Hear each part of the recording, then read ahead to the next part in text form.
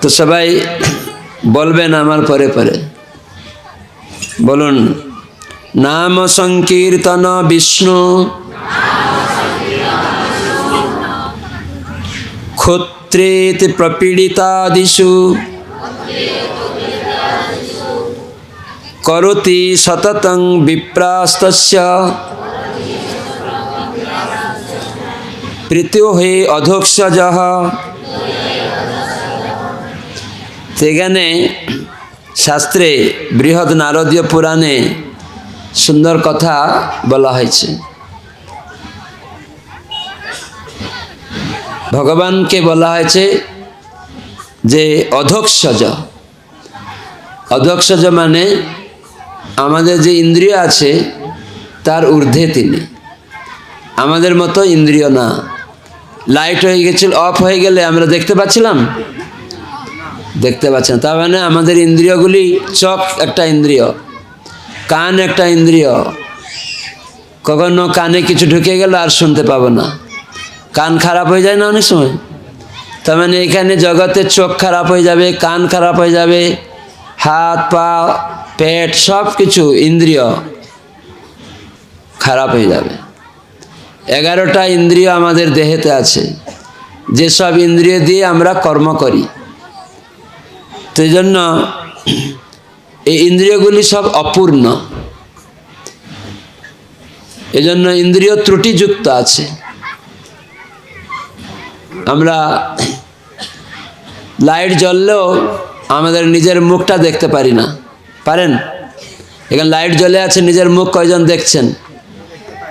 কেউ দেখতে পায় না। তাহলে আমার চোখটা কি সার্থকতা আছে? কিন্তু ভগবান এরকম না।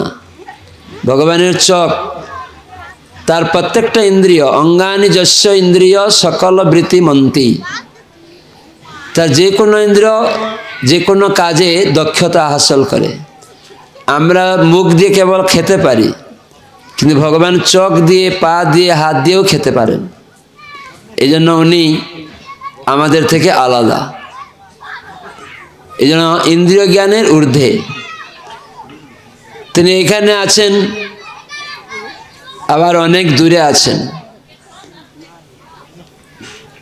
তার হাতটা সব থেকে বড় বড়, সব তার হাত বড়, এখানে আছে, অনেক দূরেও তার হাত আছে। তার কানটা এখানে আছে, আবার অনেক দূরেও আছে।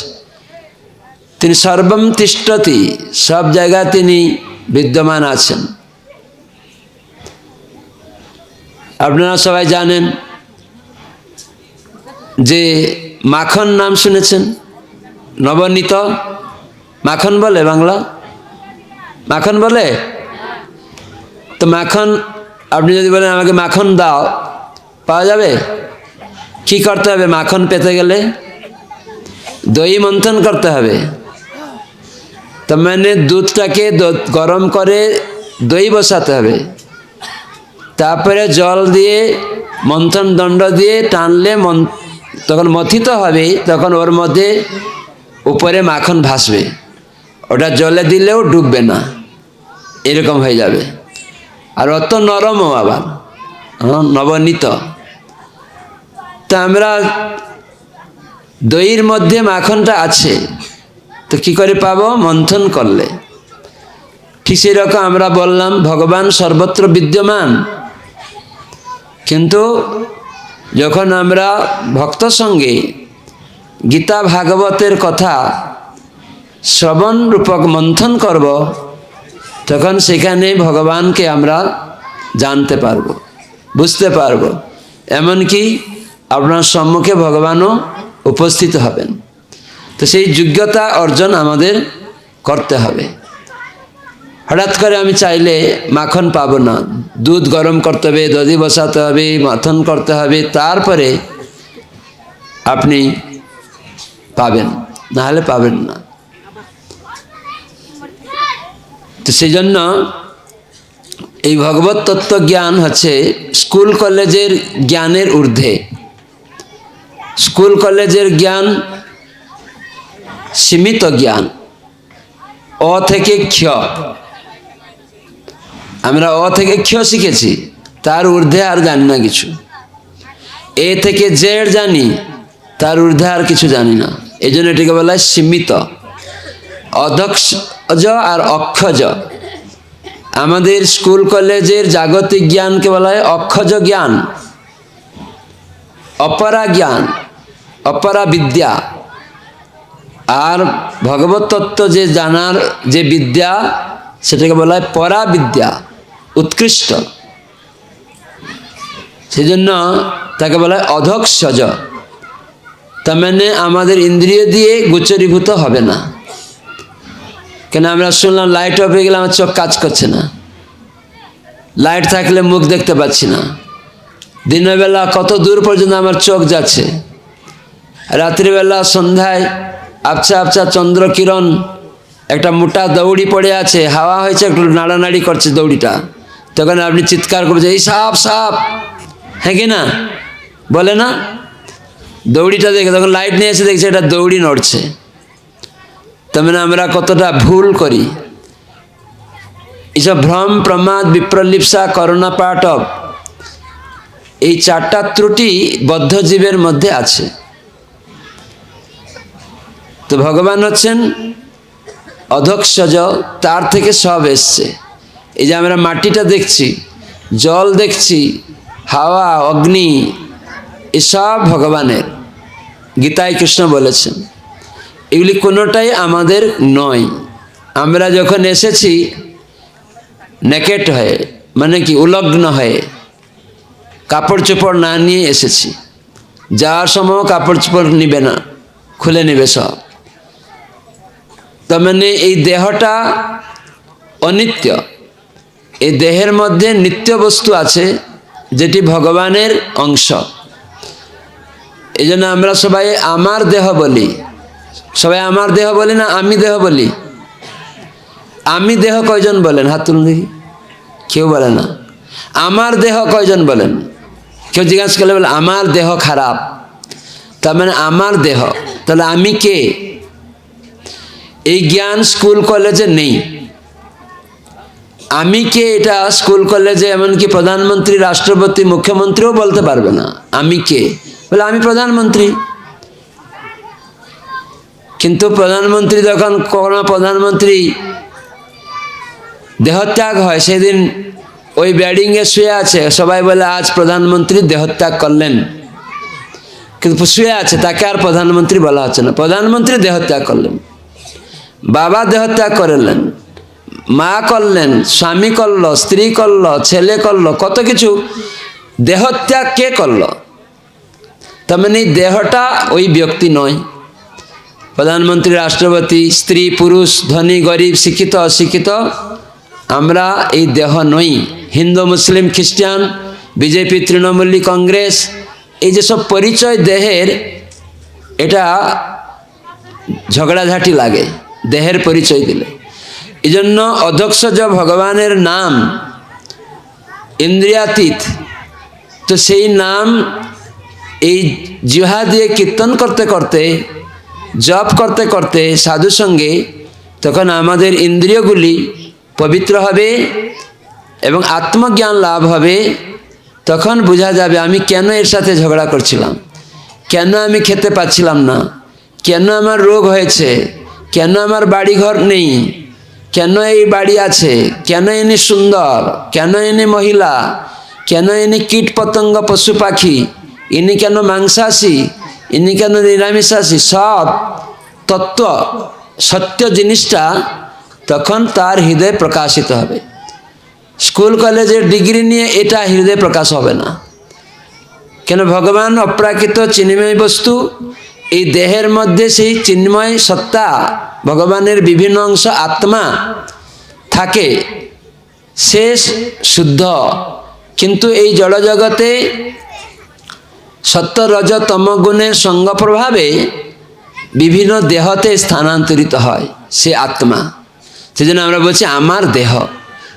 তাহলে দেহটা আমি নয়, এখানে আমরা বুঝতে পারছি। যেমন নিজের মুখটা দেখতে গেলে আয়না লাগে, লাইট লাগে, আয়না পরিষ্কার লাগে, পরিষ্কার করে লাইট দরকার, তাহলে মুখ দেখা যাবে। ঠিক সেই রকম আমি কে জানতে গেলে আমাদের হৃদয়ের আয়নাকে পরিষ্কার করতে হবে আর লাইট জ্বালাতে হবে, তখন আর দ্বন্দ্ব থাকবে না জগতে।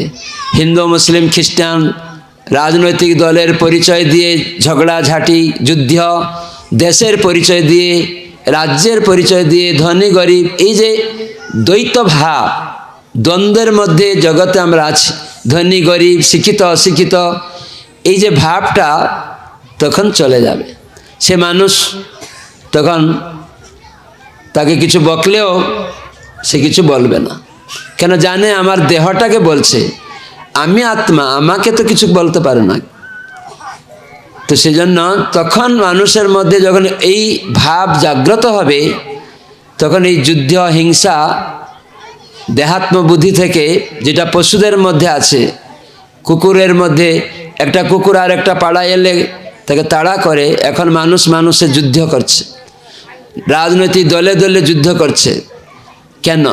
তার কারণ দেহাত্ম বুদ্ধি যেটা পশুর মধ্যে আছে, তাই মানুষের মধ্যে সেই ধর্মভাব নেই।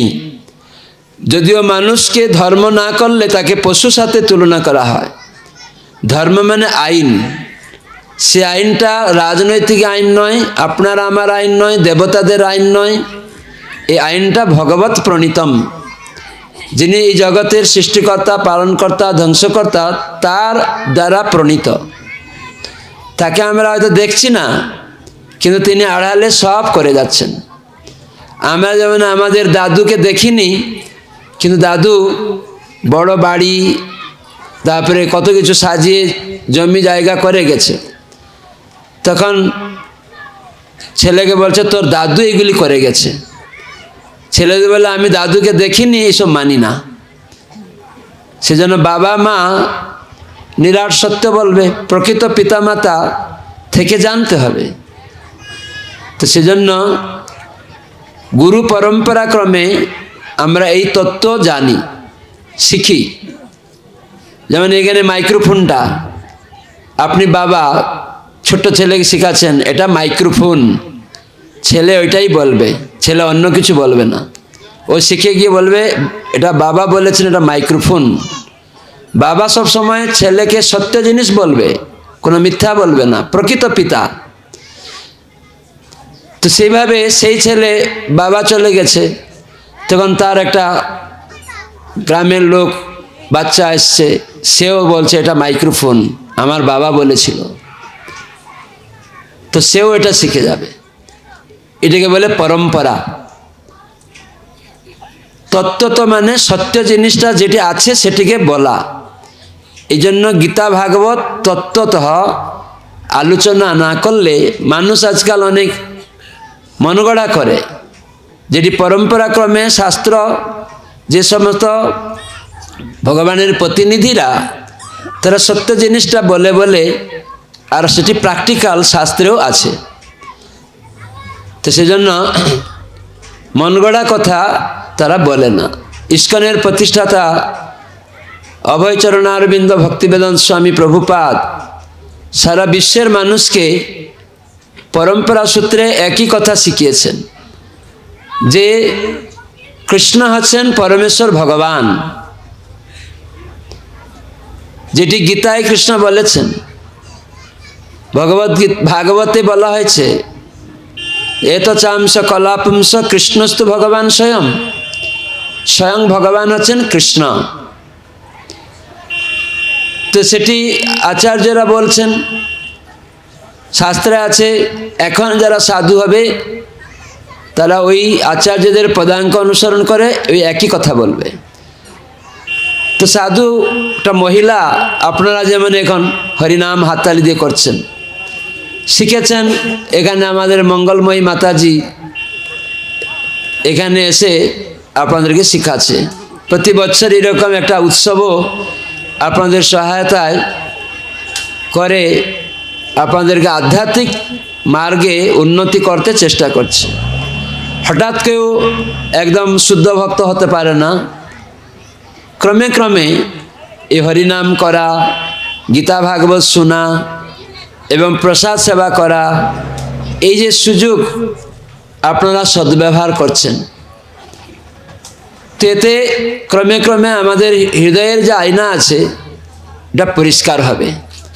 কেননা শাস্ত্রে বলা হয়েছে যে পুণ্যকর্ম নাম তে দ্বন্দ্বমোহ নির্মুক্তাম। তো মানে ভগবানের সাথে সম্বন্ধিত যে ভগবান নিবেদিত প্রসাদ, ভগবানের নাম যখন ভক্ত সঙ্গে যারা এসব করেন তাদের সঙ্গে যখন আমরা গ্রহণ করব তখন এই পুণ্য সঞ্চয় হবে। এই পুণ্যটা হচ্ছে স্বীকৃতি, যার ফলে আমাদের দ্বন্দ্ব চলে যাবে, পাপ চলে যাবে। তখন ভগবান যে সব কিছুর কর্তা মালিক, তখন সে বুঝতে পারবে। অনেকেই পাণ্ডিত্য থাকতে পারে, স্কুল কলেজ ডিগ্রি থাকতে পারে, কিন্তু বুঝতে পারবে না। একবার নারদ মুনি তিনি বিনা বাজাতে বাজাতে একটা রাস্তা দিয়ে যাচ্ছিলেন ভগবানের নাম করতে করতে। তো এক পণ্ডিত ব্রাহ্মণ অনেক শাস্ত্র বলে, তো সে দেখছে নারদ মুনি যাচ্ছেন আনন্দে। তো নারদ মুনির কাছে গিয়ে বলেছে, নারদ মুনি আপনি এত আনন্দে কোথায় যাচ্ছেন? বলে, আমি আজকে বৈকুণ্ঠ লোকে যাওয়ার জন্য বেরিয়েছি। ও জানুন নারদ মুনি, আমি তো অনেক ব্রাহ্মণ পণ্ডিত, সব শাস্ত্রজ্ঞান আমার আছে। তো আপনি যখন বৈকুণ্ঠে যাচ্ছেন, নারায়ণকে একটু জিজ্ঞাসা করবেন যে আমি কবে ফিরব, এই জড়জগতের চক্র থেকে কবে আমার মুক্তি হবে।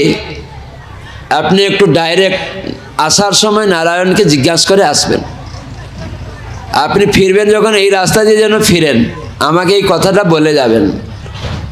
তখন নারদ মুনি সেই ব্রাহ্মণকে বলেন, ঠিক আছে।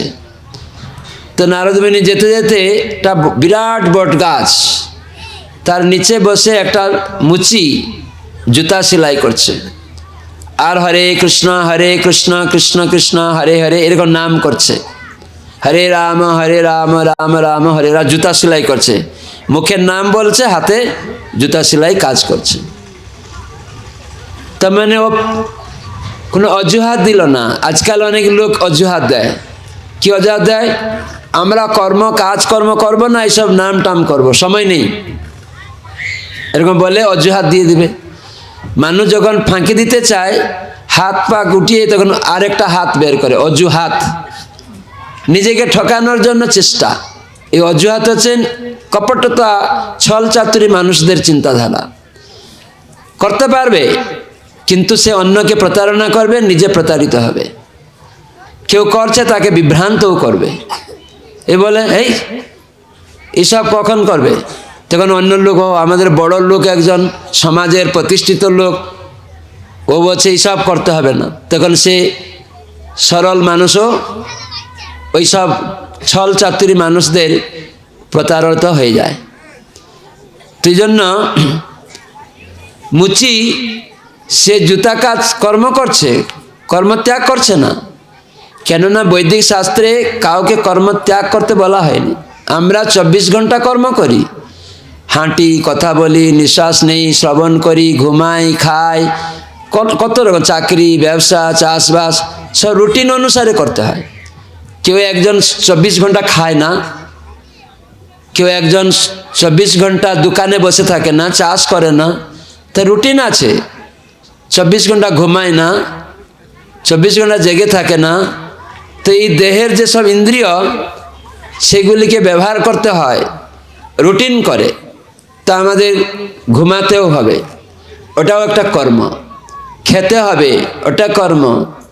তো এইরকম প্রত্যেকটা কর্ম শাস্ত্র বলেন, গীতায় কৃষ্ণ যে আমার আশ্রয়ে করো, নিজে নিজে জল্পনা কল্পনা করে কর্ম করো না।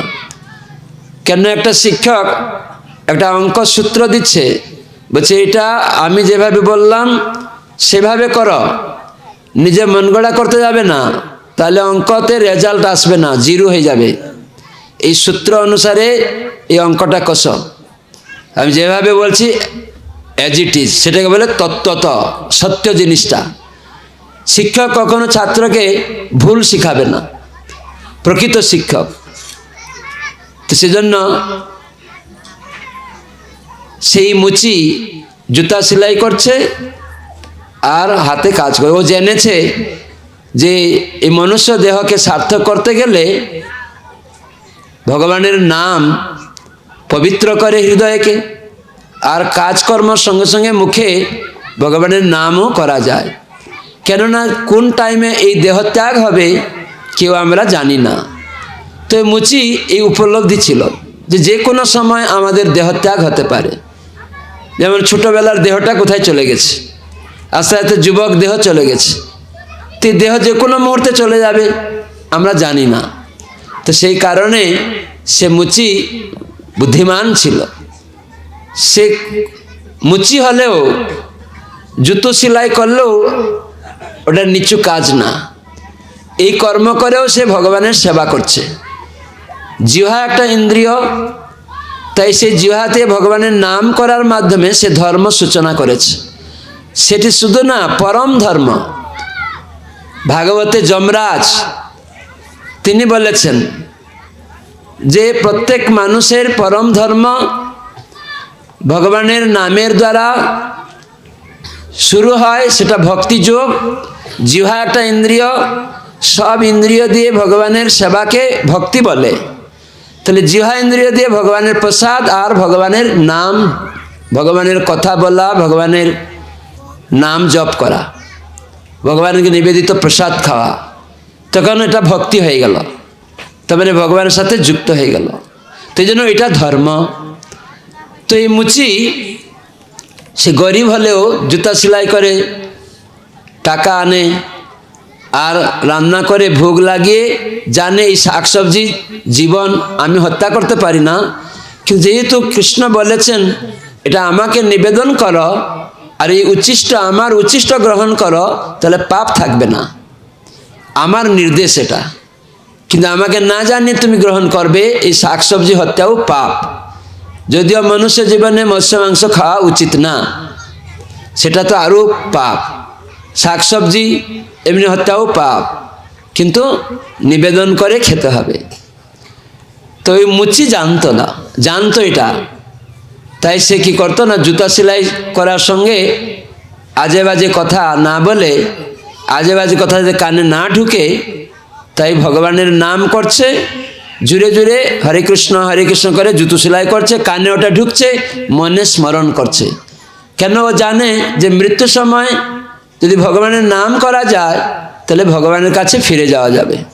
আর এই জড়জগতে কীট পতঙ্গ পশু পাখি, কখনো প্রধানমন্ত্রী, কখনো সাধারণ মানুষ, কখনো ধনী, কখনো গরিব, এইরকম এই আত্মা আমাদের কর্ম অনুসারে চলে যাবে নিচে। কিন্তু আত্মা যখন ভক্ত সঙ্গে ভগবানের নির্দেশের পালন করবে, এটি বুঝতে পারবে, বিশেষ করে এটা মনুষ্য দেহে বোঝা যায়। তখন এগুলি আচরণ করার ফলে সে কোন কুলে এসেছে, ব্রাহ্মণ না মুচি না মহিলা না পুরুষ, বাচ্চা না বয়স্ক না যুবক, ব্রাহ্মণ না ক্ষত্রিয়, এরকম বিচার না। আত্মা ভগবান গড আল্লাহর অংশ। দেহটা আমাদের পূর্ব কর্ম আসক্তি অনুসারে আমরা পেয়ে থাকি। যেমন একটা অফিসার, আইএসএ অফিসার, তখন সে কি করছে, সরকার আইন পালন করে তার পজিশন পেয়েছে। কিন্তু যখন পজিশন পেল, সরকার থেকে বাংলো, অ্যাটাচ বাথ, তাকে গাড়ি, কত কিছু দিচ্ছে। কিন্তু সরকার বলেছে তোমাকে 10টা থেকে 6টা পর্যন্ত ডিউটি থাকতে হবে, এইগুলি ভিজিট করতে হবে। কিন্তু উনি ঘরে বসে যায় না, 3টার সময় বের হয়, অনেক কাজ বাকি থাকে। তখন সরকার কি তাকে বাংলো দিয়ে রাখবে, এসি ঘর দিয়ে রাখবে, অ্যাটাচ বাথ দিবে, গাড়ি দিবে, না তার চাকরি থেকে ডিমোশন করে দেবে? প্রমোশন তো হবেই না, বরঞ্চ তার চাকরি থেকে বহিষ্কার হয়ে যাবে, ডিমোশন হয়ে যাবে। যদি এইরকম সরকার আইন পালন করতে গিয়ে না মানলে এরকম হয়ে যায়, তাহলে ওটা তো লেখা আছে, সরকার বলে দিয়েছে, কে এটা দেখছে, উনি বলেছে নাকি, কাগজ কলমে লেখা আছে। ঠিক সেই রকম ভগবান গীতা ভাগবত শাস্ত্রে সব আইন দিয়ে রেখে দিয়েছেন। যখন এই মনুষ্য দেহ হবে তখন এগুলি পালন করবে। মানুষের জন্য আইন, রাস্তাঘাটে কুকুর শিয়াল পশু পাখিদের জন্য আইন নয়। একটা বাঘ একটা অন্য জীবকে খাবে, তাকে কেউ শাস্তি দিবে না, তার কর্ম তাকে ভোগ করতে হবে না, কেন ওটা তার খাদ্য। কিন্তু একটা মানুষ যদি নিজের ইচ্ছায় তার খাদ্য বন্ধ করে অন্যের খাদ্য খায়, বা সে অন্য কাউকে কোনো অন্য মানুষকে শুট করে দেয়, তাকে জেল হয়ে যায়। এটা হরিণকে মারলে তাকে জেল হয়ে যাচ্ছে। কিন্তু গো হত্যা করছে, অন্যান্য মৎস্য মাংস খাচ্ছে, এরা কি প্রজা নয়? দেশে যার জন্ম হয়েছে সে প্রজা, তাকে কাটা যাবে না। রাজার নীতি নিয়ম সবাইয়ের জন্য পালন করতে হবে, প্রত্যেকের অধিকার প্রদান করতে হবে রাজাকেও। শুধু হরিণকে রক্ষা করছি, হাতিকে রক্ষা করছি, কেউ কিছু করলে তার জন্য জেল দিচ্ছি। গরু হত্যা হচ্ছে, মুরগি ছাগল হত্যা আছে, কত আরো জীবকে হত্যা করা আছে। আপনারা বলেন তাহলে শাকসবজি তো হত্যা আছে, হ্যাঁ ওটাও পাপ। কিন্তু মনুষ্যের আহার্য যেহেতু নির্ণয় করে দিয়েছেন, তাই রাজা শাস্ত্র অনুসারে প্রজাদের পালন করবে, নিজে পালিত হবে, অন্যকে পালন করবে। অম্বরীশ মহারাজ, যুধিষ্ঠির মহারাজ, এরা সব এরকম শাস্ত্র অনুসারে চলতেন। তো এই মুচি হয়েও শাস্ত্র কথা পূর্ব স্বীকৃতিক্রমে ও জানত। তাই জন্য ও নারদমুনিকে বলেছে। নারদমুনি দেখছেন জুতা সেলাই করছে আবার হরিনাম করছে, তখন ও একই কথা বলেছে নারদমুনিকে দেখে, যে নারদমুনি আপনি কোথায় যাচ্ছেন? ওই ব্রাহ্মণের মতো জিজ্ঞাসাবাদ করেছে। না, আমি একটু বৈকুণ্ঠে যাচ্ছি নারায়ণের সাথে সাক্ষাৎ করতে। তো আপনি দয়া করে আমার জীবনের যে আমি দেখুন একটা নিচকুলে জন্ম হয়েছি আমার পূর্বকর্ম অনুসারে, এখন আমাকে এই চক্র আর কত ঘুরতে হবে, দয়া করে একটু আপনি নারায়ণ থেকে যদি জানেন, আপনি তো নারায়ণের প্রিয়, কথাবার্তা বলেন, আমরা তো তার ভক্ত হতে পারিনি, তা আপনি একটু বলবেন। তখন নারদমুনি চলে গেলেন। এই মুচির কথা, ব্রাহ্মণের কথা শুনে বৈকুণ্ঠে প্রবেশ করলেন। নারদমুনি সর্বত্র প্রবেশ করতে পারতেন, স্বর্গ মর্ত পাতাল তিনি সব জায়গায় যেতে পারতেন। যখন তার এটা কেবল ভগবানের কৃপাতে সম্ভব হয়েছে। এই নারদমুনি তিনি শূদ্র কুলে জন্ম হয়েছিলেন, কিন্তু সমস্ত ভক্তি বেদান্ত যারা শাস্ত্র জ্ঞান আচরণ করেন শুদ্ধ ভক্ত, এই নারদমুনি তাদের বাচ্চাকালে তাদের সান্নিধ্যে গিয়েছিলেন চাতুর্মাস্য ব্রতের সময়, এবং তাদের নির্দেশক্রমে তাদের উচ্ছিষ্ট মহাপ্রসাদ, তাদের সঙ্গে কীর্তন, তাদের সঙ্গে ভগবানের কথা শ্রবণ, এইভাবে নারদমুনির সুযোগ হয়েছিল। তাই পরবর্তীকালে এই নারদমুনিতে পরিণত হয়ে তিনি অত ভগবানের প্রিয় হয়ে গেলেন। সেখানেও তিনি নারদ শব্দের অর্থ তিনি নারদ, ভগবানকে দান করেন। তো মানে যে ভক্ত সে সর্বদা অন্যকে ভগবানের কথা, ভগবানের প্রসাদ, ভগবানের নাম এসব দান করে। এক কণা হলেও প্রসাদ দেয়। মুখে তো হরিনাম বলে, অন্যকে বলা যায়, ওটাও দান। সর্বশ্রেষ্ঠ দান, তিনি সর্বশ্রেষ্ঠ দাতা রূপে পরিচিত হন। যারা ভগবানের নাম, ভগবানের প্রসাদ অন্যকে দিবে, এটি দিলে কি হবে? নিজের মঙ্গল, তবে চেতনা মার্জিত হবে, নিজেকে জানা যাবে আমি হিন্দু, মুসলিম, খ্রিস্টান, হিন্দু বা ভারতীয়, আমেরিকান, মহিলা পুরুষ, ধনী গরিব, ব্রাহ্মণ ক্ষত্রিয়, এইসব ভাব থেকে, দেহাত্ম বুদ্ধি থেকে, যেটা সর্বদা দ্বন্দ্বের মধ্যে ফেলে দেয়। যুদ্ধ আসে, হিন্দু মুসলিম খ্রিস্টান এসব যখন দেহের পরিচয়ে, তখন যুদ্ধ হয়, ঝগড়াঝাটি হয়, দ্বৈত ভাব আসে, হিংসা আসে। যখন আত্মজ্ঞান হয় তখন এটা মুক্ত হয়, ব্রহ্মজ্ঞান। ভগবান হচ্ছেন পরম ব্রহ্ম, তার অংশ আমি ব্রহ্ম, আত্মা তিনি পরমাত্মা। তিনি সকল আত্মার আত্মা, তাই তাকে পরমাত্মা বলা হয়। তিনি একা বহু আত্মার যা প্রয়োজন প্রদান করেন। একটা পিপিলিকার একদানা চিনি, একটা হাতির 150 কেজি খাবার, সব উনি দেন। আলো বৃষ্টি যা কিছু সব দেবতাদের পরিচালনা করে তিনি আমাদেরকে দিচ্ছেন। তো এইগুলি আচার্যরা শিক্ষা দেন। তো নারদ মুনি এরকম ভক্ত, যিনি সমগ্র জগতে ঘুরে ঘুরে বদ্ধজীব আমাদেরকে শিখাতেন। ওই পরম্পরা ক্রমে আজ ইস্কন প্রতিষ্ঠা হয়েছে। ইস্কনের প্রতিষ্ঠাতা প্রভুপাদ সে একই কথা গিয়ে সারা বিশ্বে তিনি বলেছেন। আজকে যারা গোরক্ত খেত, মানুষ মানুষকে খেত, তারা আজকে এই হরিনাম প্রসাদ খেয়ে এইসব কাজ থেকে বন্ধ হয়েছে, মুক্ত হয়েছে, পবিত্র হচ্ছে। তো নারদ মুনির পরম্পরায় এই জন্য আজকে সারা বিশ্বে মানুষ গ্রহণ করছে। কেন? পরম্পরা সূত্রে সত্যি জিনিসটা তত্ত্বত জানা যায়। তো নারদ মুনি বৈকুণ্ঠে গিয়ে নারায়ণের সঙ্গে থাকলেন কিছুদিন, আর তার সেবা করলেন।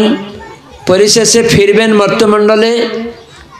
নারায়ণকে জিজ্ঞাসা করলেন, প্রভু, জড়জগতে মর্তমণ্ডলে দুইজন ব্যক্তি, একজন ব্রাহ্মণ কুলে তার পূর্বকর্ম অনুসারে জন্ম হয়েছে, তার পূর্বকর্ম অনুসারে আর একজন মুচি কুলে জন্ম হয়েছে।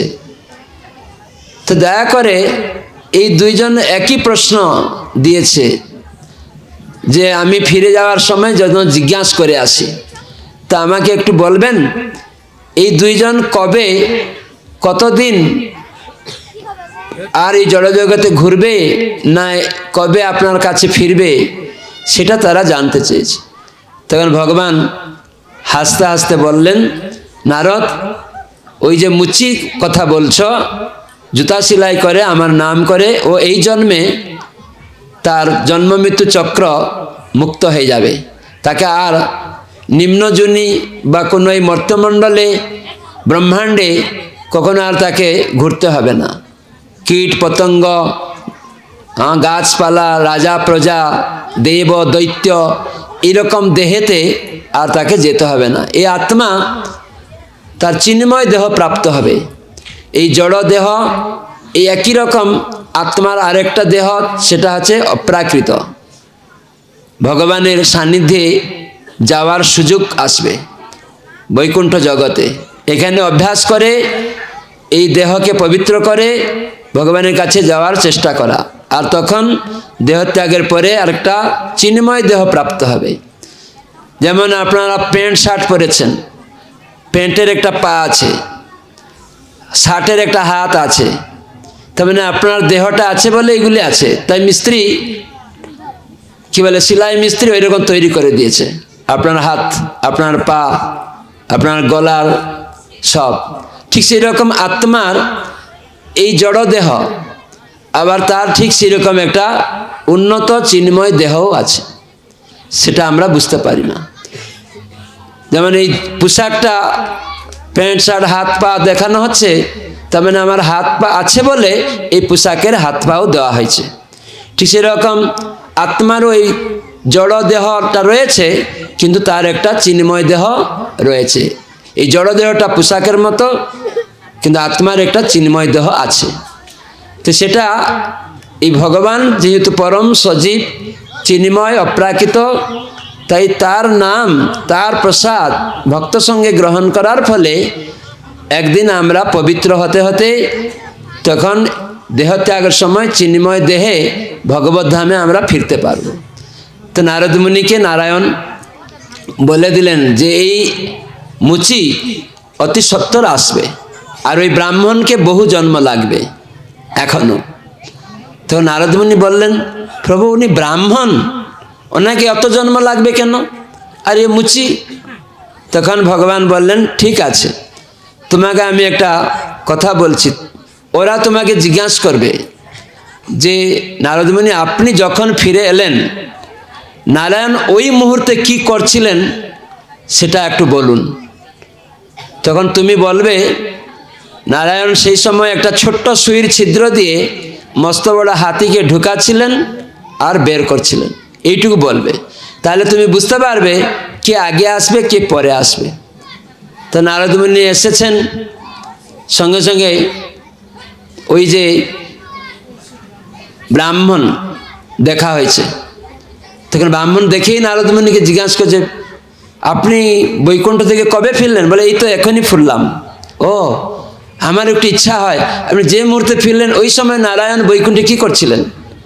একটা ছোট্ট সুইর ছিদ্র দিয়ে একটা বড় হাতিকে ঢুকাচ্ছেন বের করছেন, ঢুকাচ্ছেন বের করছেন। তখন সেই ব্রাহ্মণ রেগে গেছে একদম, নারদ মুনি আপনি ভাওতাবাজি শিখাচ্ছেন? একটা ছোট্ট সুইর ছিদ্র দিয়ে এত বড় হাতিকে ঢুকানো যায়? আপনি সাধুর বেশে ঠকাচ্ছেন মানুষকে। আমি পণ্ডিত, বেদজ্ঞ, শাস্ত্রজ্ঞ। তো এরকম অহংকার থাকলে, শাস্ত্রের কথা উপলব্ধি না থাকলে, অনেক পণ্ডিত থাকতে পারে, অনেক ব্যাখ্যা করতে পারে, অনেক লোকের কাছে কীর্তন করে, হরিনাম ভাগবত কথা বলে টাকা নিতে পারে পরিবার প্রতিপোষণের জন্য, কিন্তু তারা হৃদয় পরিমার্জিত হয় না। সে যতদিন ভগবানের এই নির্দেশটা যথাযথভাবে পালন না করে, যা আছে সেটাকে আচরণ করতে হবে। তো নারদ মুনিকে তাড়া করেছে এই ব্রাহ্মণ, মিথ্যাবাদী, আপনি বৈকুণ্ঠে যাননি এইসব বলছেন, আমি একজন ব্রাহ্মণ। তো জ্ঞানের দ্বারা কি হয়? এ হতে পারে, নাও হতে পারে, নেতি নেতি, এ হচ্ছে জ্ঞানীদের চিন্তাধারা। তখন নারদ মুনি তো দৌড়ে পালিয়ে গেলেন। তখন উনি চিন্তা করলেন এই ব্রাহ্মণ তো বহু সময় লাগবে, নারায়ণ যে বলেছেন ঠিক বলেছেন, কথা বলবেন না, শুনুন সবাই। তারপরে সেই মুচির সাথে দেখা হয়েছে। তখন মুচি নারদ মুনিকে দেখে প্রণাম করে জিজ্ঞাসা করেছেন, নারদ মুনি আপনি এখন কোথা থেকে এলেন? বলছে আমি এই মুহূর্তে বৈকুণ্ঠ থেকে ফিরছি। ও, আমার প্রভু নারায়ণ কি করছিলেন সেই মুহূর্তে আপনি একটু জানাবেন, তাহলে আমার খুব আনন্দ হবে। ও, উনি একটা সুইর ছিদ্র দিয়ে বড় হাতিকে ঢুকাচ্ছেন বের করছেন, ঢুকাচ্ছেন। তখন সেই মুচি উদণ্ড নৃত্য করছে, আহা প্রভু আপনি কি না অলৌকিক কাজ করতে পারেন, আপনার কাছে কি অসাধ্য থাকতে পারে, যে কোনো কর্ম কাজ আপনি করতে পারেন। তখন নারদ মুনি বলেন, তুমি এই জন্য মুচিকুলে জন্ম হয়েছ বেটা?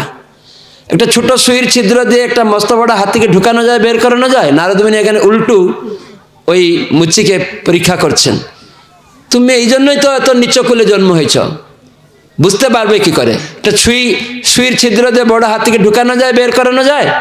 মূর্খ কোথাকার, বিশ্বাস করে নিলে? নারদ মুনি একটু ধাতানি দিয়েছেন।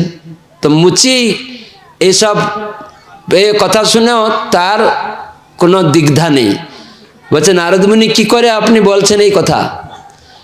দেখুন আমি এই যে বট গাছের নিচে জুতা সেলাই করি প্রতিদিন, এই বট গাছে দেখুন কত ফল পড়ে আছে। বলে হ্যাঁ। কত ফল হয়েছে? বলছে হ্যাঁ।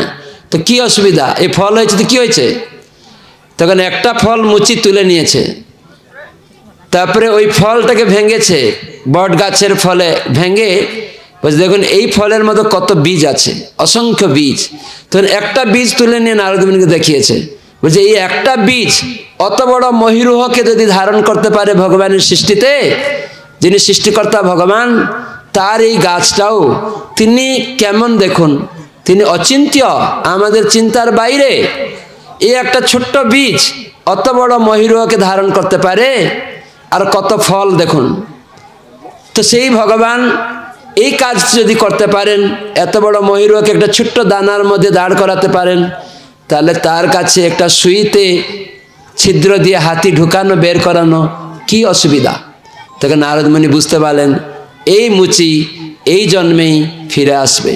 সেই জন্য আমাদের গীতা ভাগবত স্কুল কলেজের ডিগ্রি দিয়ে মুখস্থ করে বা স্কুল কলেজের বই পড়ে সেই জ্ঞান দ্বারা আমরা ভগবানকে বুঝতে পারবো না। যতদিন পর্যন্ত ভগবানের এই শিক্ষা নিজের জীবনে আচরণ না করি, বলে হবে না, আমাকে আচরণ করতে হবে। গীতা ভাগবত শাস্ত্র জানি, সেখানে কৃষ্ণ স্বয়ং ভগবান তার অনেক অলৌকিক কাজ গীতা ভাগবতে পড়ছে যে এই বিশ্ব ব্রহ্মাণ্ড সব তিনি রচনা করেছেন। তাহলে তিনি একজন এত কিছু করেছেন, তাহলে একটা সুইর ছিদ্র দিয়ে বের করতে পারেন, এই বিশ্বাসটা ওই ব্রাহ্মণের নেই।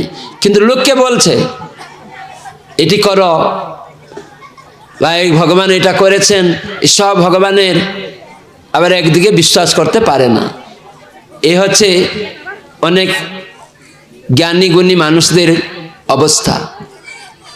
তো সেজন্য আমাদেরকে সাধু সঙ্গে যখন আমরা ভগবত তত্ত্ব শ্রবণ কীর্তন আচরণ করব, তাহলে আমাদের জীবন সার্থক হবে। শাস্ত্রে বলা হয় ভক্তিহীনস্য জাতি মন্ত্র জপস্তপ অপ্রাণ শৈব দেহস্য মণ্ডনং লোকরঞ্জনম।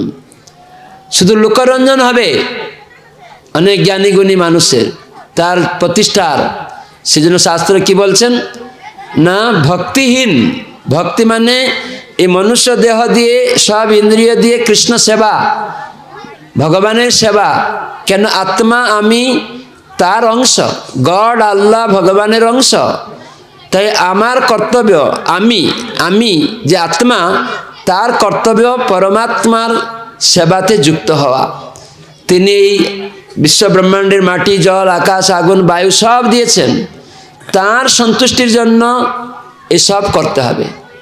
তখন বোঝা যাবে যে কেন এ খেতে পায় না, কেন এ রোগী, কেন এর ঘরহীন, তখন বুঝতে পারবে।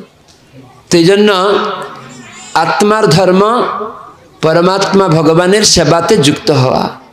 এই জন্য আজকে সারা বিশ্বের মানুষ এই ভগবানের নাম, ভগবানের প্রসাদ গ্রহণ করছে। তার মানে জিহ্বা দিয়ে শুরু হয় ভক্তি যোগ, আর সেটাই হচ্ছে ধর্ম, পরম ধর্ম। মানুষের জীবনে যদি ধর্ম আচরণ না করে, তাহলে তাকে পশুভি নরানাম, পশু আহার নিদ্রা ভয় মৈথুন করে, বংশ বিস্তার করে, খাওয়া দাওয়া করে, ঘুমায়, আত্মরক্ষা করে। একটা মানুষ যদি সেটা করলো, তার থেকে অধিক যে ভগবানের আইনটাকে পালন করে না, তাহলে তাকে মানুষ বলা যায় না। আর কেউ বলছে আমি ধর্ম করি, কিন্তু ধর্মের মূল হচ্ছেন ভগবান, ধর্মং মূলহি ভগবান, গড আল্লাহ, তাকে বাদ দিয়ে সে ধর্ম করছে, ওটা ধর্ম না, ওটা প্রতারণা হচ্ছে। তো সেজন্য আমরা এই ভগবানের নাম বলা হচ্ছে যে কোনো অবস্থাতে, ক্ষুধা তৃষ্ণা নানা অসুবিধা সত্ত্বেও যদি আমরা ভগবানের নাম করি, তাহলে একদিন কি হবে না, সমস্ত কিছু থেকে আমরা মুক্ত হতে পারবো। তাই জন্য ভগবানের নাম যে কোনো অবস্থাতে আমরা সূচনা করতে পারি, ধনী গরিব, শিক্ষিত অশিক্ষিত। আজ ইস্কনের প্রচারের ফলে দেখুন, খ্রিস্টান পরিবারে জন্ম হয়েছে বিভিন্ন দেশে, তারা আজকে হরিনাম করছে। মুসলিম পরিবারে জন্ম হয়েছে, ইস্কনে যখন যাবেন দেখবেন ইরাক ইরানের মুসলিম লোকেরাও যে পরিবারে জন্ম হয়েছিল, তারা ইস্কনে যোগদান করে এই আল্লাহর নাম, গডের নাম, ভগবানের নাম করে। তখন তারা বুঝতে পেরেছে এই দেহ আমি নয়। তখন দ্বন্দ্ব চলে গেছে। এখন যেমন হিংসা করছে সবাই পরস্পর, হিন্দু এ মুসলিম খ্রিস্টান যুদ্ধ করছে, এ বিজেপি, এ তৃণমূল, এ কংগ্রেসি, এ ভারতীয়, এ আমেরিকান, পাকিস্তানি। কিন্তু ইস্কন মানে সারা বিশ্ববাসীকে নিয়ে, যেখানে একটা ঘর তৈরি হয়েছে কেবল এই জগতের সৃষ্টিকর্তাকে কেন্দ্র করে। কেন? আমরা তার অংশ, তাই তাকে কেন্দ্র করে চললে তখন বসুন্ধৈব কুটুম্বকম, একটি পরিবার, তখন ঝগড়াঝাটি হবে না। তাই ইস্কনে যারা সত্যিকারে আচরণ করে, পালন করে, যে মুসলিম, খ্রিস্টান, হিন্দু পরিবারে, ভারতীয়, আমেরিকান, পাকিস্তানি, তারা ঐক্যতা ভাব, যেটি চৈতন্য মহাপ্রভু 500 বছর আগে বলে গেছিলেন যে পৃথিবীর সর্বত্র আমার নাম প্রচার হবে, আমার এক শুদ্ধ ভক্ত প্রচার করবে। তো সেই ভগবানের নাম প্রচার ইস্কনের প্রতিষ্ঠাতা তিনি প্রদান করলেন সারা বিশ্বের মানুষকে। যারা গৌরক্ত মানুষকে খেত, তারা আজকে চা পান পর্যন্ত খায় না। যে ব্রিটিশরা আমাদেরকে বিনা পয়সায় চা, মদ, গাঁজা এসব খাওয়াই দিয়ে গেছিল ফ্রি, এখন আসক্ত করে দিয়েছে, টাকা দিয়ে আমরা ওইসব করছি, আর শরীর ক্ষতি করে হসপিটালে গিয়ে ভর্তি হচ্ছি। মৎস্য মাংস যত খাবেন, মদ খাবেন, নেশা করবেন, সবসময় আপনার টাকা পয়সা নষ্ট হতে থাকবে। টাকা হচ্ছে লক্ষ্মী, নারায়ণকে বাদ দিয়ে লক্ষ্মীকে ভোগ করছে। তো সেজন্য এই নেশা করা, মদ খাওয়া, মাংস খাওয়া, এটা নারায়ণ সেবা নয়। নারায়ণ সেবা হবে এই টাকাটা যখন আপনি ভগবানের যে শাক সবজি কিনে, ফলমূল কিনে ভগবানকে নিবেদন করে প্রসাদ পাবেন। আর যখন অন্যকে এই প্রসাদ বিতরণ করবেন, তখন আপনি ভগবানের সেবাতে যুক্ত হয়ে আস্তে আস্তে চেতনা মার্জিত করতে পারবেন। তো এটাই প্রভুপাদ সারা বিশ্বের লোককে শিখিয়েছেন। তো সেজন্য যে কোনো ব্যক্তি তারা পূর্বের কর্ম অনুসারে বিভিন্ন দেহ লাভ করে। কেউ ইন্দ্র দেহও পাবে। আমরা ভগবদ্গীতায় অষ্টাদশ অধ্যায় মাহাত্ম্যে পদ্মপুরাণে বলা হয়েছে, এক সময় স্বর্গরাজ্যে ইন্দ্র তিনি তার অন্যান্য দেবতা, পবনদেব, অগ্নিদেব, এরকম যত দেবতা রয়েছেন, দেবদেবীদের নিয়ে বসে একটা ইষ্টগোষ্ঠী করছেন। সেখানে অপ্সরীরা এবং গন্ধর্বরা বাজনা বাজিয়ে গীত গাইছে। এরকম আড়ম্বরে তারা পরিপূর্ণ রয়েছে, আনন্দ ফুর্তি করছে স্বর্গরাজ্যে। তখন হঠাৎ ইন্দ্রদেব দেখছেন কিছু লোক দেখতে সুন্দর, আর তাদের থেকে দেখতে সুন্দর আরেক ব্যক্তিকে ছত্র ধারণ করে চামর পাখা ঢুলাতে ঢুলাতে তাকে বিচন করতে করতে মন্দিরা বাজনা বাজাতে বাজাতে স্বর্গরাজ্যে প্রবেশ করেছে। তখন ইন্দ্র যে উৎসব করছিল, তখন তার চোখটা ওই মহান পুরুষের দিকে চলে গেছে। চোখটা যাওয়া মাত্রই ইন্দ্রের মুকুটটা পড়ে গেছে। মাথা থেকে মুকুটটা পড়ে যাওয়া মাত্রই ইন্দ্র বুঝতে পারলেন যে আমার এই যে স্বর্গরাজ্যের যে ইন্দ্রের পদ আজ সমাপ্ত। তখন সেই ইন্দ্র পদটা শেষ হয়ে গেছে।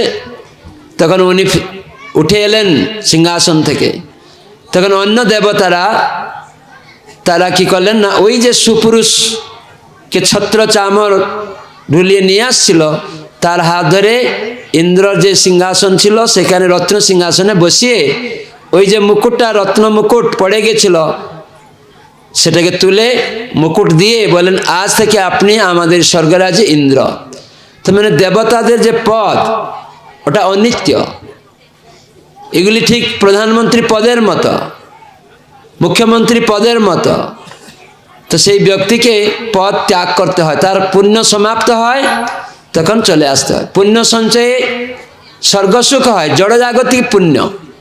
আপনি স্কুল কলেজ বানিয়ে দিলেন, গরিব লোকে খাওয়ালেন, হসপিটাল খুললেন, পবিত্র নদীতে স্নান করলেন, বর্ণাশ্রম ধর্ম 100টা বর্ণাশ্রম পন্থাকে পালন করেছেন ঠিকভাবে, তাহলে আপনি দেবদেবী দেহ লাভ করে স্বর্গলোকে যেতে পারেন। কিন্তু ওখানে পুণ্য ভোগ হয়ে যাবে, আবার ক্ষীণে পুণ্যে মর্ত্যলোকং বিশন্তি, আবার আসতে হবে। তো এই যে গত ইন্দ্র, তখন তিনি দুঃখিত হলেন, কেন একটা পদ, বড় পদ চলে গেল, প্রধানমন্ত্রীর পদ চলে গেলে কেমন দুঃখিত হয়। তো এই ইন্দ্র দুঃখিত হয়ে তিনি বৈকুণ্ঠে, এই ব্রহ্মাণ্ডে ক্ষীরসমুদ্র আছে, যেখানে চিন্ময় জগতের একটি প্রকোষ্ঠ এখানে রাখা হয়েছে।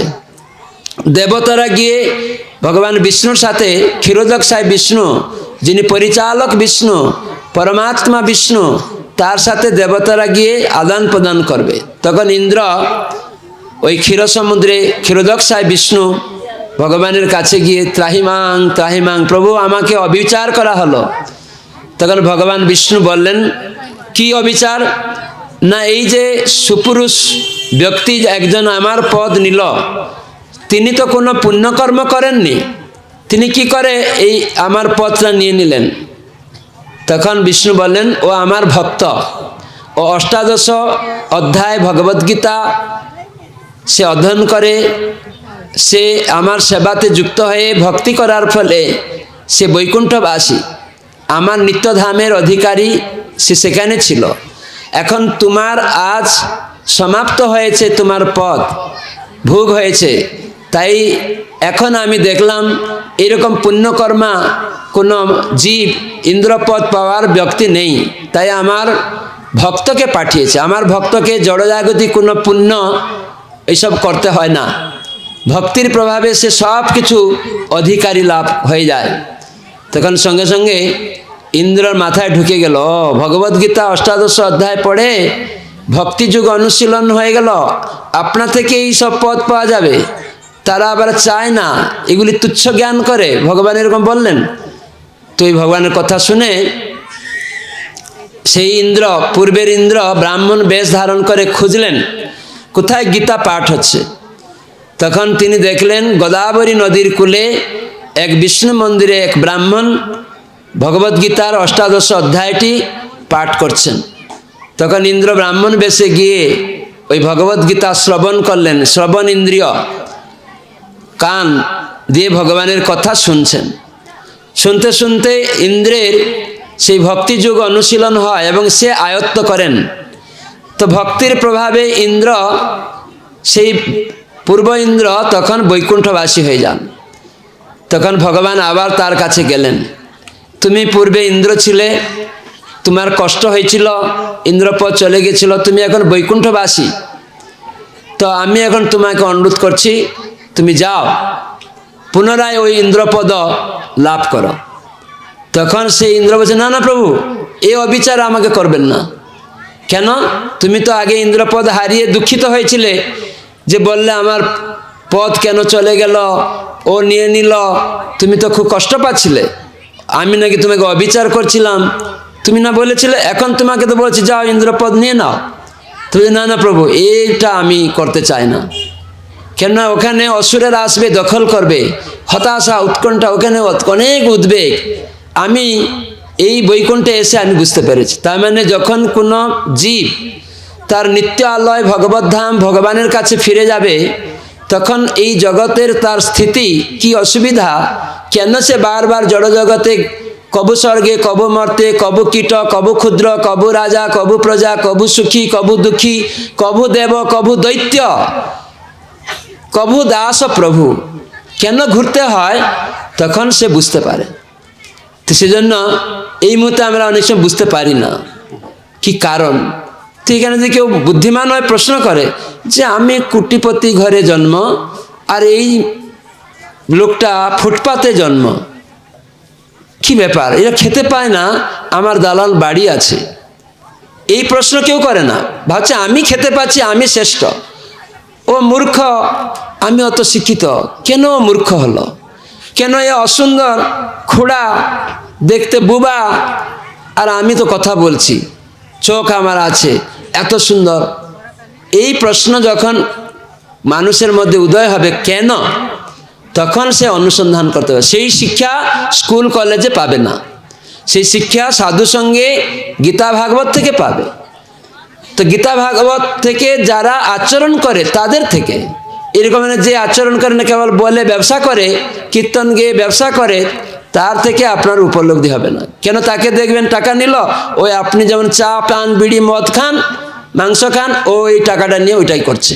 ভাগবত কথা বলে গেল, ওই আপনার টাকাটা নিয়ে ওই সব করছে। তাহলে কি হলো? সে কি করে বন্ধন মুক্ত করবে? তার কথাটা কি করে আচরণ হলো? আপনাকে আকৃষ্ট করবে না। তাই প্রভুপাদ ইস্কন প্রতিষ্ঠা করে সারা বিশ্বের মানুষকে, এই খ্রিস্টান, মুসলিম, হিন্দু, ভারতীয়, আমেরিকান, ইরাক, ইরান, বিভিন্ন দেশে বিভিন্ন পরিচয় দিয়ে, দেহের ধর্মের পরিচয় দিয়ে মানুষ হতাশা উৎকণ্ঠায় উদ্বেগে ছিল। তারা আজকে প্রভুপাদের সান্নিধ্যে এসে প্রভুপাদের প্রতিনিধিদের সঙ্গ করে গীতা ভাগবত আলোচনা করে পালন করছে। চাকরি ব্যবসা কোনো কিছু ত্যাগ করেনি। আমাদের ইস্কনে সবথেকে বড় ধনী ঘরের অন্যতম ধনী রয়েছে, ফোর্ড কোম্পানির মালিক এখন আলফ্রেড ফোর্ড। তিনি ইস্কনের দীক্ষিত ভক্ত। ইস্কন প্রতিষ্ঠাতা প্রভুপাদের শিষ্য অম্বরীশ দাস অধিকারী, তিনি আছেন। তাকে দেখবেন গিয়ে সব তিনি বুঝে গেছেন। তার বাড়িতে গিয়ে দেখবেন সুন্দর মন্দির। উনি অনেক প্রভুপাদকে, বিভিন্ন চার্চ বন্ধ হয়ে গেছে, চার্চে কেউ যায় না, মানুষ যায় না কোনো আরাধনা করতে, তো উনি কিনে কিনে ইস্কন মন্দির করে দিয়েছে। সেখানে রাধাকৃষ্ণ, জগন্নাথ, বলদেব, সুভদ্রা, গৌর নিতাই, এইসব বিগ্রহ, বিষ্ণু বিগ্রহ পূজা এখন মানুষরা করছে, কেউ খ্রিস্টান পরিবারে, মুসলিম পরিবারে একসাথে। কেন না প্রসাদ আর হরিনাম, সাধু সঙ্গে গীতা ভাগবত শ্রবণ করে কর্তব্য নির্ণয় করে যখন বুঝতে পেরেছে, তখন তারা এইসব ত্যাগ করে, অটোমেটিক চলে গেছে, তাকে ত্যাগ করতে হয়নি। এই জন্য আমি অনুরোধ করব যে সাধুসঙ্গ, প্রকৃত সাধুসঙ্গ আচরণ করুন, শিখুন। আমরা এখন অভ্যাস করছি। এখানে যে মাতাজি আমাদেরকে আমন্ত্রণ করেছেন, আপনাদেরই গ্রামের মেয়ে মঙ্গলময়ী মাতাজি, তার আগের নাম কি ছিল জানি না, মমতা, মমতা কি কর্মকার, কুম্ভকার, মমতা কুম্ভকার। হয়তো অনেকে চিনে, অনেকে হয়তো এখন চিনতে পেরেছে। তার বাবা আমার সাথে দেখা করতে এসেছিলেন যে মহারাজ আমার বয়স হয়ে গেল, আমার মেয়ে অনেক কিছু করছে, আমার মেয়েকে আপনারা শিক্ষা দিয়েছেন, এমন ভালো কাজ করছে, মানুষের হৃদয়ের যে আনন্দ প্রদান করছে। হতাশা, উৎকণ্ঠা, উদ্বেগ আমরা থাকি, কিন্তু সেটা থেকে মুক্ত হওয়ার ভালো উপায় এই যে ভক্তি দান করছে আমার মেয়ে, আমি খুব খুশি। তো আপনাদেরকে আমি প্রণাম জানাচ্ছি, ধন্যবাদ জানাচ্ছি। আর আমি তো বয়স হয়ে গেছে, এখন হাঁটতে পারছি না, শুধু কেবল এসছি আপনাদের একটু ধন্যবাদ দিতে। হ্যাঁ, এবং শীত রাত আমি এখন যাচ্ছি, আমাকে আশীর্বাদ করুন। এই বলে এই মমতা মাতাজি, যাকে দীক্ষার নাম মঙ্গলময়ী দেবী দাসী, শিল জয়প্রতাপ স্বামী ইস্কনের একজন গুরুদেব, আমারও গুরুদেব শিল জয়প্রতাপ স্বামী।